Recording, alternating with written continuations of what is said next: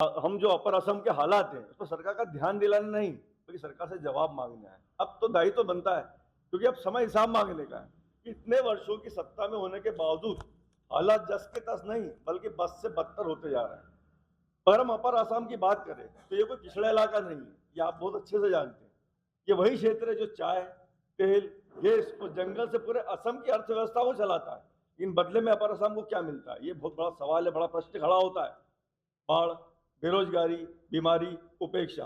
बाढ़ प्राकृतिक आपदा है, लेकिन आपदा प्रबंधन की जवाबदारी किसकी है? सरकार की। हम तो उस पर सवाल कर रहे हैं। सरकार की स्थायी विफलता है। ये हर साल वही तस्वीर, बाढ़, ब्रह्मपुत्र उफान पर, घर बहते हैं, खेत नष्ट होते हैं, लोग सड़क किनारे शरण लेते हैं, नदी कटाव घरों आजीविका को नष्ट कर देते हैं। हर साल यही होता है, लेकिन हमने आपदा प्रबंधन के लिए क्या स्थायी क्या या कोई उसके सरकार को जवाब देने को तैयार नहीं है। क्या बाढ़ कोई नई समस्या है? पिछले 20 सालों से स्थायी समाधान नहीं किया जा सकता था, नहीं हुआ। तटबंध टूटते हैं, मरम्मत होती फिर टूटते हैं। यह आपदा नहीं, सरकारी लापरवाही का चक्र है। स्थायी समाधान नहीं निकाला गया है। पुनर्वास के नाम पर सिर्फ घोषणाएं होती है, भ्रष्टाचार होता है। प्रभावित लोग आज भी बेघर है, बेरोजगारी चरम पर है, संसाधन है। अपर असम में तेल है, गैस है, चाय उद्योग है, फिर भी युवा बेरोजगार क्यों? ओएनजीसी ओएनजीसी अपने ऑयल रिफाइनरी सब तो यही है, लेकिन स्थानीय युवाओं को नौकरी क्यों नहीं है? सरकार बताए कि बार बार वादों के बाद ऊपरी असम में भर्ती की प्रक्रिया क्यों विलंबित होती है? संविदा आधारित नौकरियां जो है सुरक्षा नहीं है, स्थायी भर्ती नीति नहीं है। सबसे बड़ा सवाल ये होता है, स्थायी भर्ती नीति यहाँ पर नहीं है। ठेके और नौकरी बाहर वालों को दी जा रही है। युवाओं का पलायन मजदूरी बन गया है। देखिए, असम की समृद्ध परंपरा है, लोग असम की माटी से लोगों का जुड़ाव है, लेकिन रोजगार के अभाव में युवाओं को दिल पर पत्थर रखकर बाहरी प्रदेशों में जाना पड़ रहा है। यह विकास नहीं है, यह युवाओं के साथ विश्वासघात है। चाय बागान अपर असम की एक पहचान है, लेकिन न्यूनतम समर्थन मूल्य नहीं। चाय उगाने वाला मजदूर आज भी शोषित है, न्यूनतम मजदूरी से भी कम वेतन मिलता है। कैसे परिवार का पोषण करें? कुपोषण से ग्रस्त, एनीमिया से पीड़ित। क्या चाय के जो मजदूर है वो नागरिक नहीं है?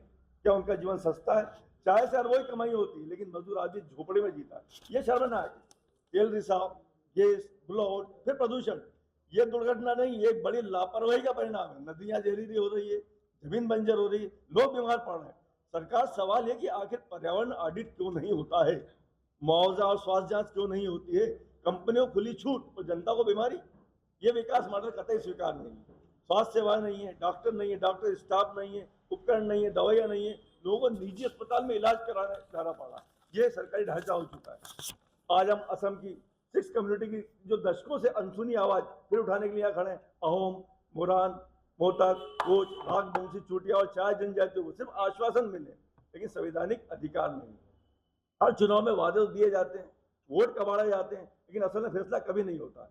इस चुप्पे और विलंब का सबसे बड़ा नुकसान इस समुदाय के युवाओं को हो रहा है, जो शिक्षा और रोजगार में बराबरी का हक पाने से वंचित है। हम स्पष्ट करना चाहते हैं, 6 कम्युनिटी का अधिकार किसी और का अधिकार छीनना नहीं है, लेकिन अब इंतजार नहीं किया जा सकता।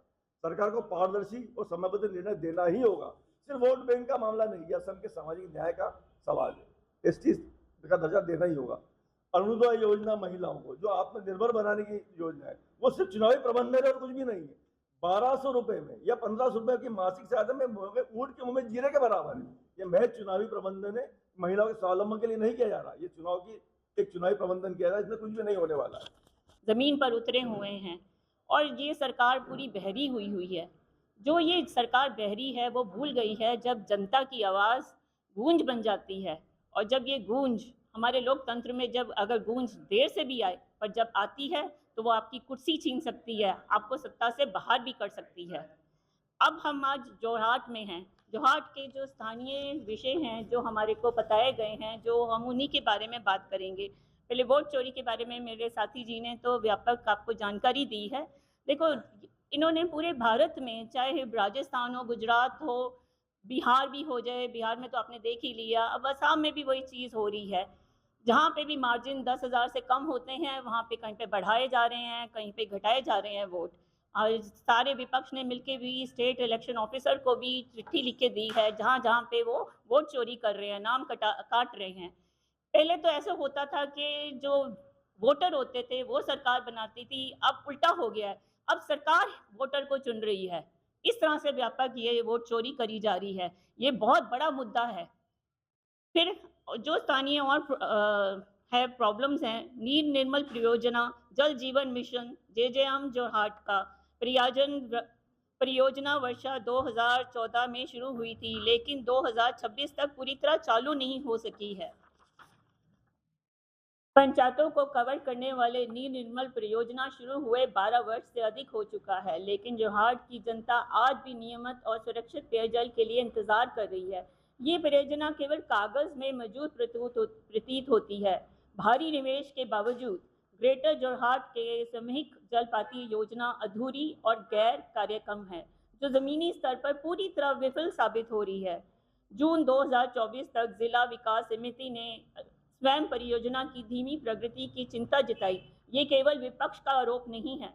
परियोजनाओं की क्रियान्वित करने वाली एजेंसी MSJDCL समय सीमा और गुणवत्ता मानकों को पूरा करने में विफल रही है।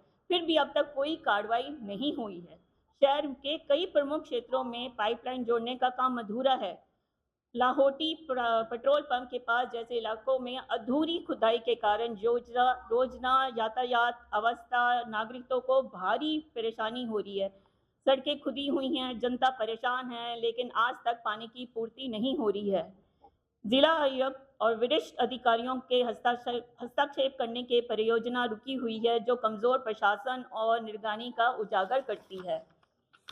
जो ये PhD जरहोट साइकिल है, समय पर इसका कार्य पूरे करना, गुणवत्ता नियंत्रण और कड़ी निगरानी के सुनिश्चित करने में पूरी तरह असफल रही है। ये परियोजना आयरन फ्लोराइड मुक्त पानी देने के लिए, लेकिन आज भी असुरक्षित स्रोता निर्भर है। करोड़ रुपए का खर्चा बावजूद कोई परिणाम नहीं मिला। ये सार्वजनिक धन का दुरुपयोग है और गंभीर सवाल खड़े करता है। अब जोरहाट शहर में एक प्रमुख नदी है, भोगदोई नदी। भोगदोई नदी जो जोरहाट शहर के बीच से बहती है, ये अत्यंत गंभीर स्थिति में है। प्लास्टिक कचरा घरेलू प्रदूषण करती है, एक डंपिंग ग्राउंड बन चुका है। नदी के प्राकृतिक सुंदरता समाप्त हो चुकी है। बदबू और कचरे के ढेर चारों ओर दिखाई देते हैं। वर्षा ऋतु में तो नदी का जल स्तर बेहद कम रहता है। कई स्थानों पर नदी की भीतर सूखी जमीन दिखाई देती है, जो जल संकट की गंभीर स्थिति दर्शाती है। नागा पहाड़ियों में जल प्रवाह में कमी, वर्षा पैटर्न के बदलाव की स्थिति और भी खराब दी है। अनियोजित शहरीकरण का, इल प्लानिंग का गंभीर प्रभाव पड़ा है। नदी किनारे निर्माण की प्रकृति जल प्रवाह अवरुद्ध हुआ है। उचित कचरा प्रबंध और ड्रेनेज व्यवस्था का अभाव प्रदूषण को और बढ़ा रहा है। भगदोई नदी में पहले प्रचुर मात्रा में पाई जाने वाली मछली प्रजाति भी अब तेजी से खत्म होती जा रही है। टॉक्सिक इंडस्ट्रियल डिस्चार्ज नदी को बिल्कुल प्रदूषित कर रही है। 2021 में विधानसभा के चुनाव पहले वर्तमान भाजपा विधायक श्री हितेंद्र नाथ गोस्वामी ने भगदोई नदी के किनारे अतिक्रमण हटाकर रिवर फ्रंट का विकास करने का वादा किया था, लेकिन आज तक कोई भी परियोजना पूरी लागू नहीं हुई है। अब अपर असम के में हम आए हैं, तो जैसे मेरे साथी ने 6 शेड्यूल के बारे में बात करी है। देखिए, ऐसे है जो ये अनुसूचित जनजाति है, ये कोई खैरात नहीं मांग रही है, वो अपना संवैधानिक अधिकार मांग रही है। और 10 साल तक का अधिकार रोकना सीधे सीधे ये अनुसूचित जनजातियों के साथ विश्वासघात है। 19 फरवरी 2024 की रिपोर्ट आई थी किसी न्यूज़पेपर में कि जोरहाट जिले में 460 स्कूल बंद करे गए हैं। ये सरकारी शिक्षा व्यवस्था की व्यवस्था का दर्शाती है। परिणाम स्वरूप छात्रों की निजी स्कूल जाने की मजबूर किया जा रहा है, जिससे गरीब और आर्थिक रूप में कमज़ोर परिवार को भारी बोझ पड़ रहा है। मैं आपको बताना चाहती हूँ आंकड़ों के बारे में। ये सरकारी आंकड़े हैं, नीति आयोग के आंकड़े हैं कि जो असम में जो एजुकेशन में पूरे देश में जो असम लास्ट 5 शहरों में आती है।